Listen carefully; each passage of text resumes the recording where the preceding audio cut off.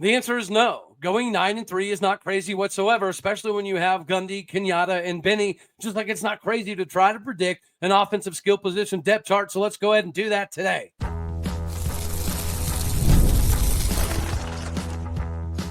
You are Locked On Oklahoma State, your daily podcast on the Oklahoma State Cowboys, part of the Locked On Podcast Network, your team every day.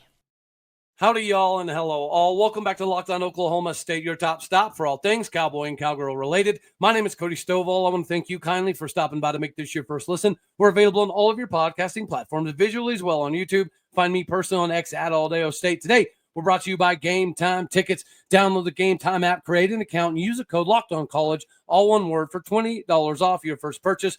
Get squared away today with Game Time Tickets. Meanwhile, we get squared away with the offensive depth chart, and yes, we could start this one pretty seamlessly, pretty easily by going with the QBs. I do think that Zane Flores is a little bit more polished, has a little bit better of a pocket presence, has a little bit better understanding of how to layer the ball over the linebackers in between the safeties to put a little bit of a different spin on it whenever you're chunking it deep as opposed to hitting the out routes, the curl routes, the slant routes, so on and so forth.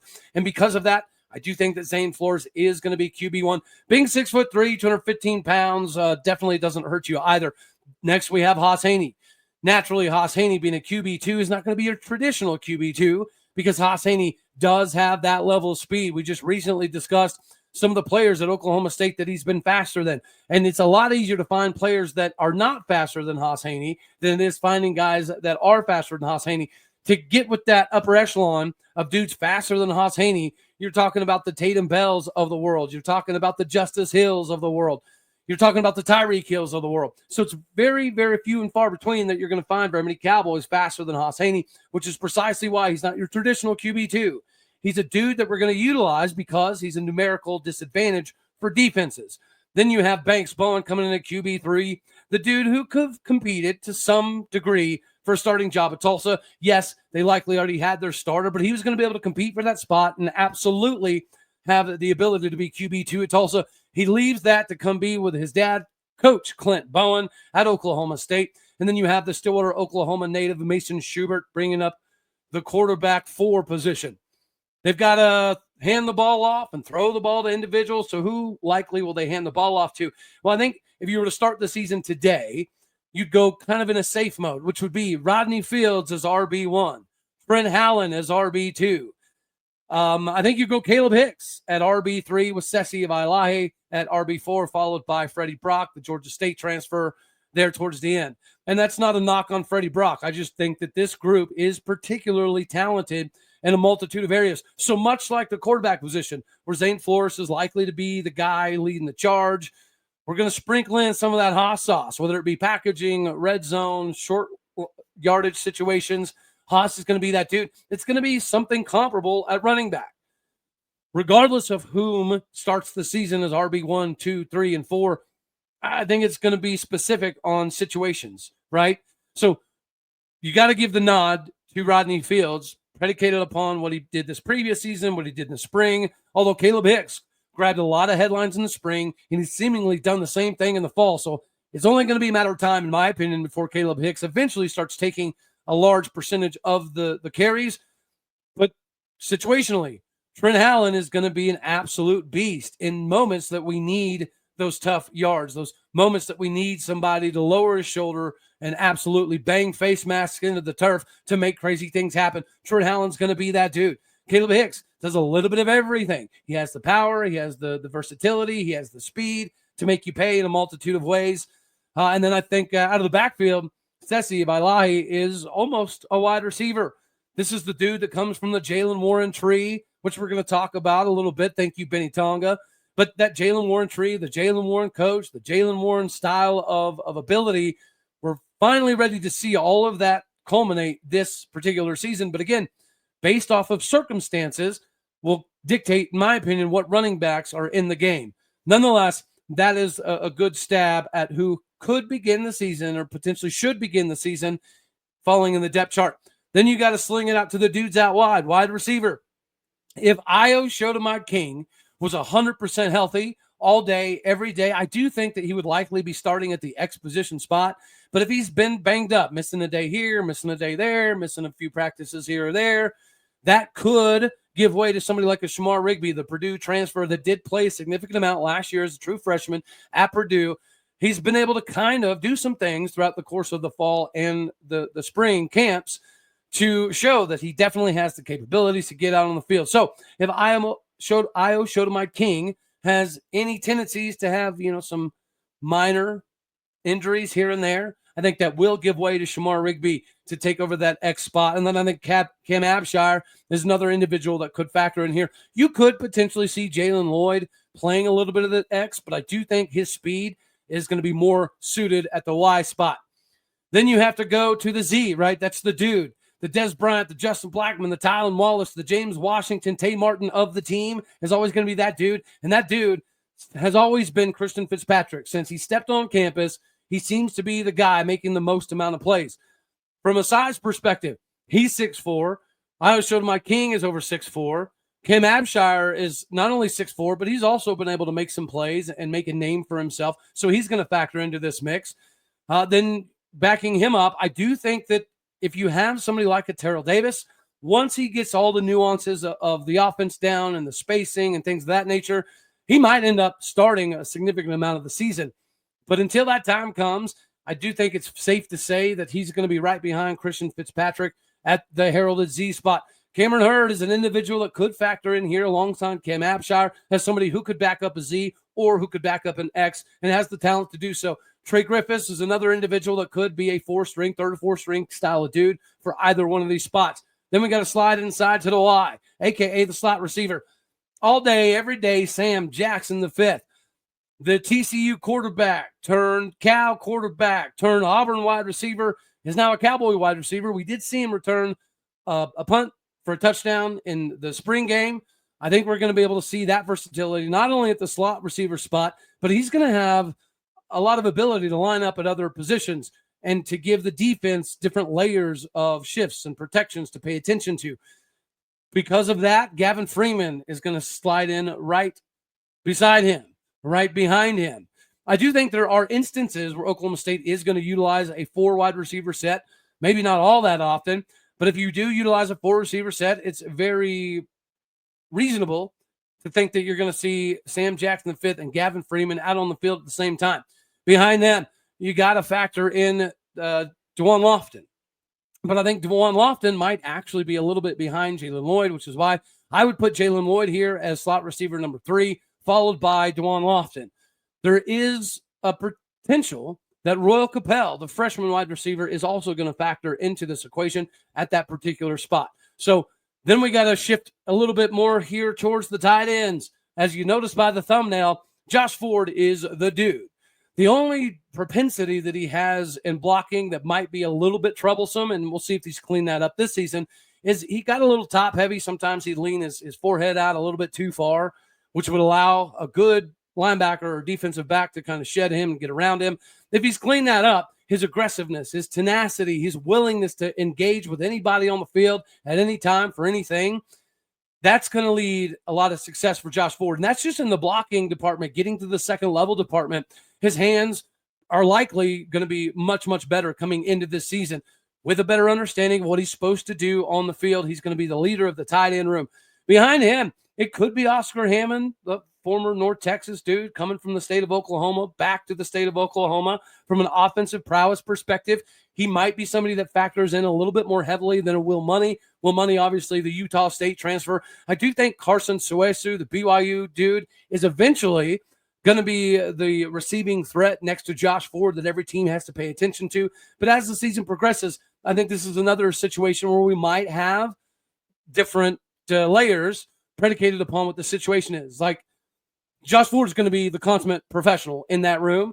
But outside of him, right, there's going to be instances where you're going to want Quentin Stewart in there because Quentin Stewart is a very, very good blocking tight end. He can catch the ball. We've seen it happen. But I think certain packages will dictate certain formations, and those formations will also allow different tight ends to get on the field. The constant is likely going to be Josh Ford. Behind him, I think it's going to be Oscar Hammond. Behind him, I think it's going to be Will Money.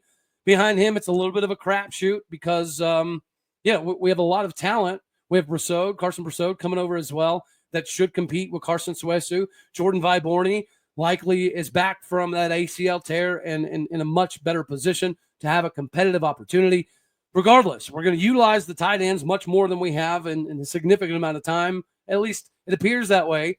When you have 6, 7, 8 tight ends, you would imagine that the utilization of them is going to uptick in a significant way. So let me know down in the comments section, how do you see this depth chart kind of lining out over the first couple weeks? Feel pretty confident here. We are going to talk about the big fellas, but there is still an ongoing competition between Austin Kwecky and Noah McKinney for a very crucial spot. So we're going to make sure to hit that a little bit later on. Next, we got to talk about the dudes that have helped us not only acquire this roster, keep the roster together, get the NIL prepared, and cast Oklahoma State's future into a much different category. Before that, we got to talk about game time tickets. Ladies and gentlemen, it is that time of the year. It's time to get excited about buying tickets, whether it be sports, comedy, music, theater. It doesn't matter. They've got you covered. We've all wanted to go to a concert, right?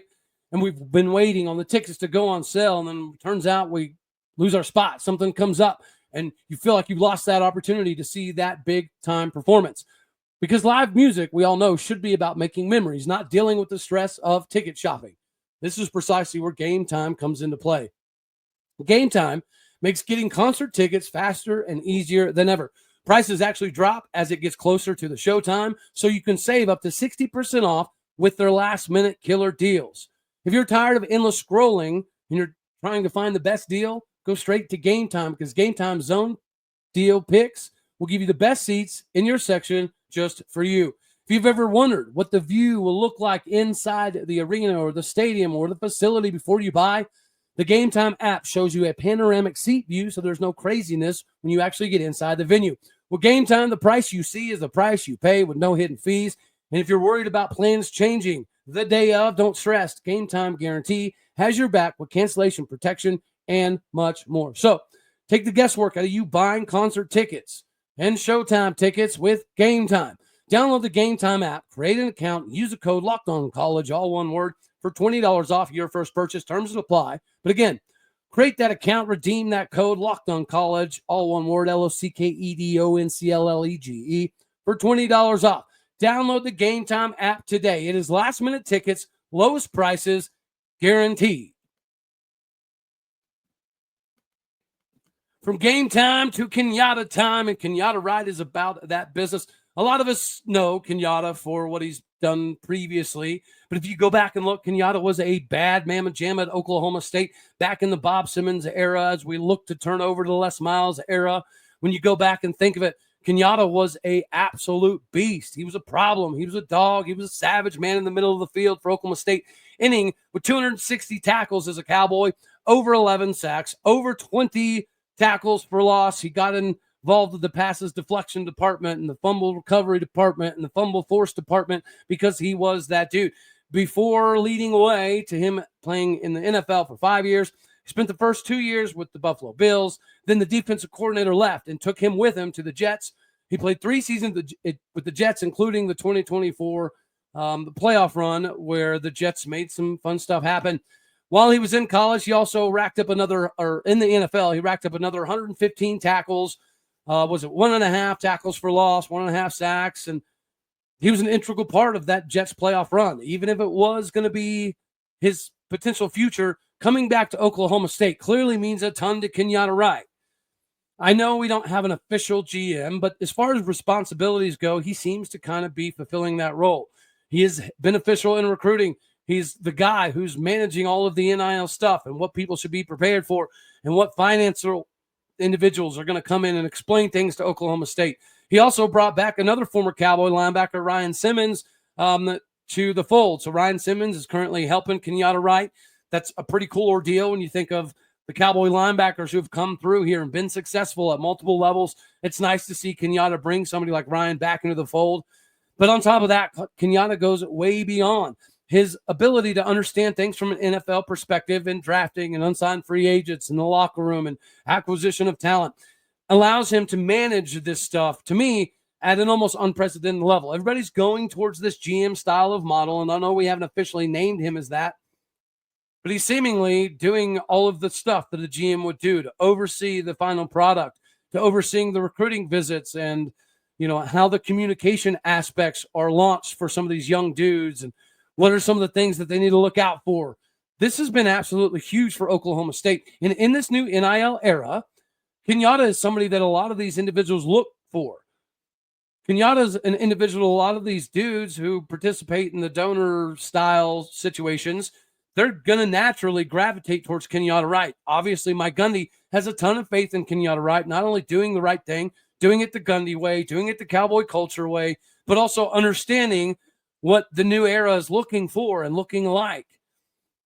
Even after you think about Kenyatta Wright, I mean, this is still a Mike Gundy-led ball club, and even though I've been down on Gundy at times, he answered the call.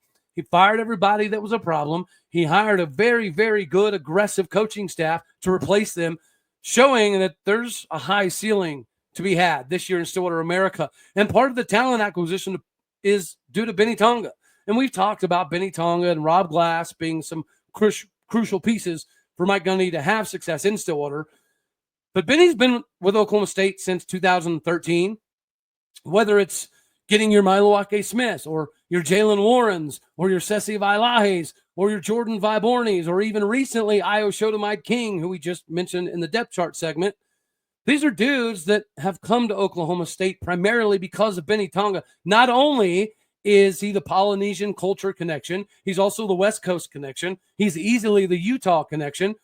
Coming from Snow College, played 2 years at Snow, then he was a running back at Arizona State for a couple of years before going back to Snow College to be a running back coach.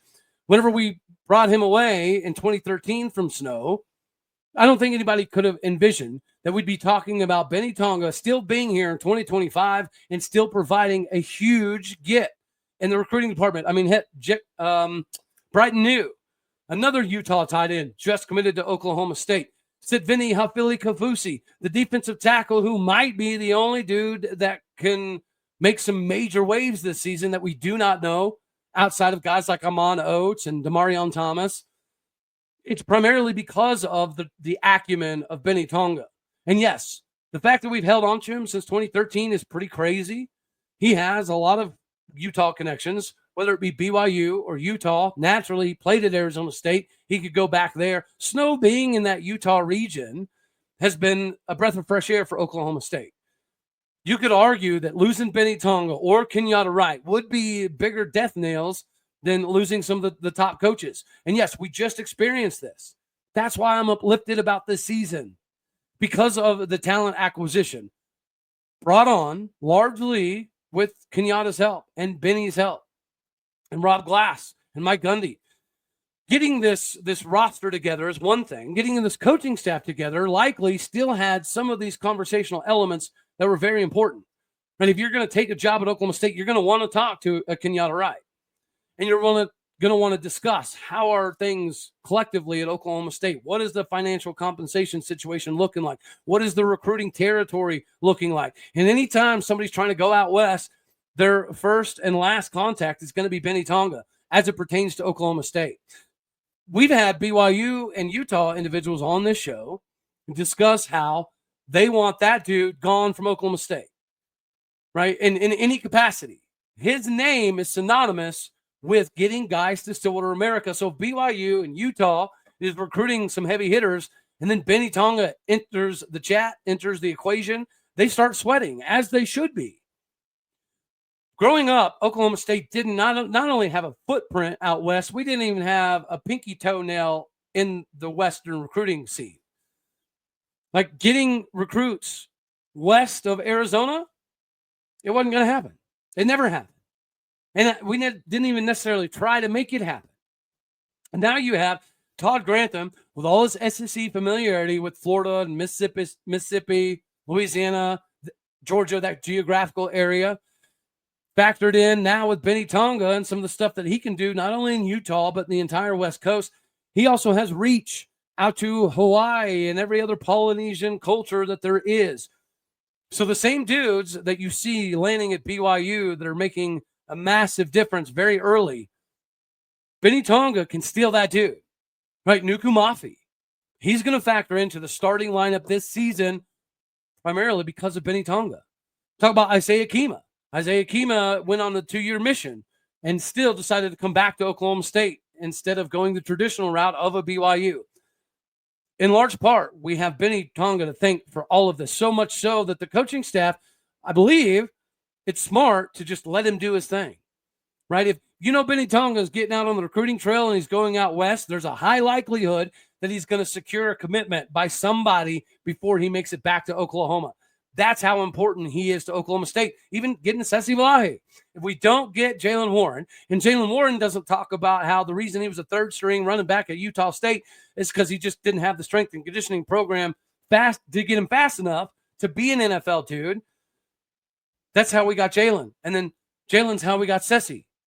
And again, that reverts back to Beni Tonga. There's also no doubt at some point in time in this upcoming recruiting class, we're going to tiptoe over into that territory once again and steal somebody that we're not supposed to. And we're going to ruffle some BYU and Utah Ute feathers, which is precisely what Beni Tonga brings to Oklahoma State. He is that Polynesian West Coast Utah-style connection that we have to have, because the uptick in Oklahoma State success is partially because of the geographical footprint we've been able to maintain since the CFP era, realistically. Kenyatta, Benny, Rob Glass, Mike Gundy, these are the connections that are going to allow Oklahoma State to be not only good this season, but extend all of this NIL transfer portal era success into the future. They are these dudes, and this is the time to be excited about what they provide in Stillwater, America.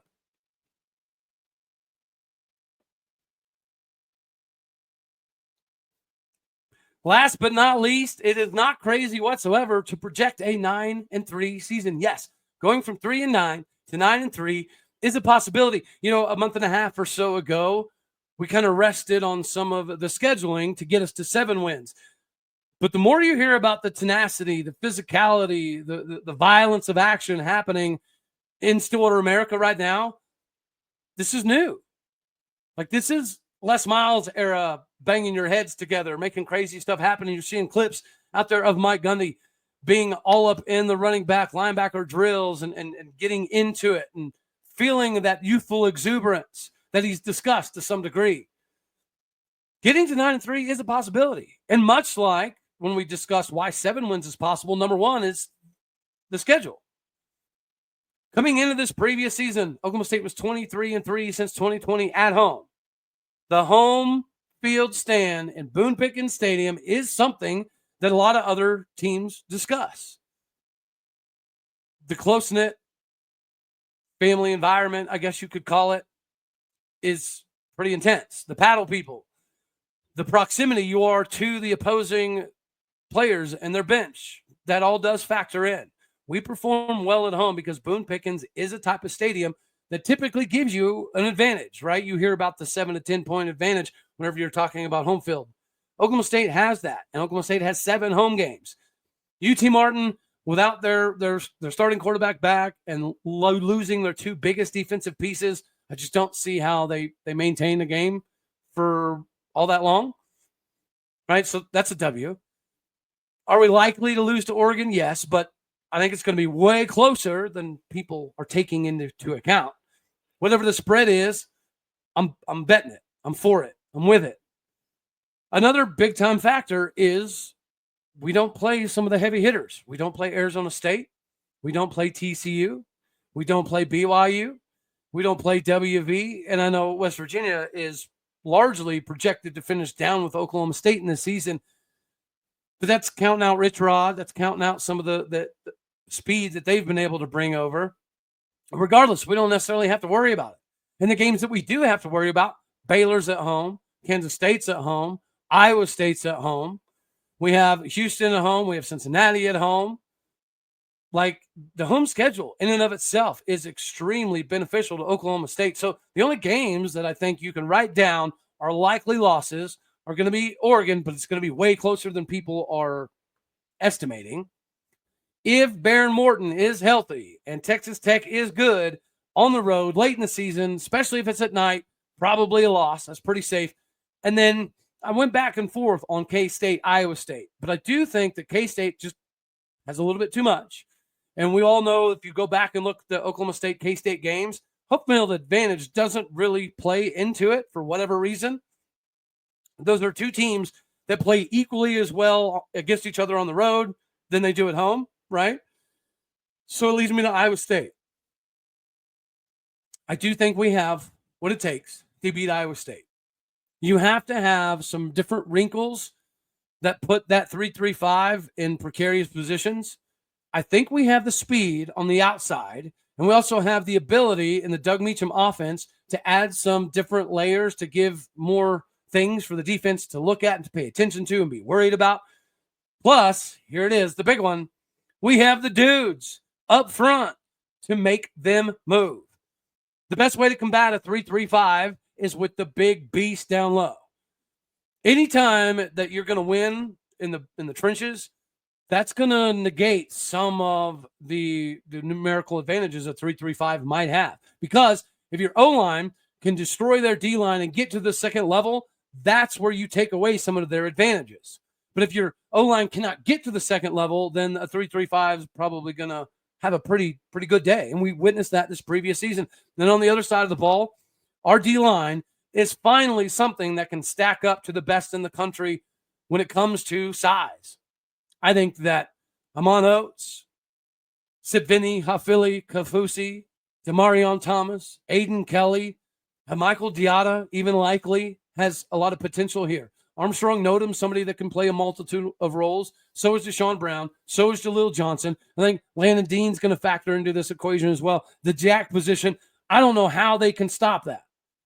I don't know how they can offensively game plan enough to stop Malik Charles and Wendell Gregory and Taj McCoy and Shadavian Bradley. I just don't see it.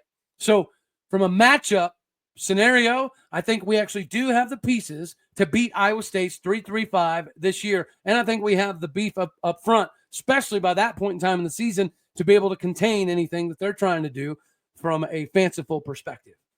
So, anywho, that's all we're going to have for this one right here. We do have to talk about the big fellas coming up. I've got a good idea. I'm curious to see who's going to win that Koecki versus McKinney battle. But until we get to that, I appreciate you. That's all we're going to have for this one right here. As always, you know I love you. God bless. Go Pokes. Thank you for tuning in to make this your first listen here in Locked On Oklahoma State. You could be anywhere. So happy you choose to be here. Do me a favor, hit the like button if you liked it. Dislike it if you didn't. That's okay too. More importantly, share, comment, and subscribe. I don't ask for the business enough or quick enough or whatever. So do what you do, especially all of you out here in podcast country. You're the heartbeat of this entire operation. Podcasting is how this whole thing got rocking. So I appreciate you. Do what you do. Hit the stars. Leave those reviews. All righty, y'all. Later, my taters.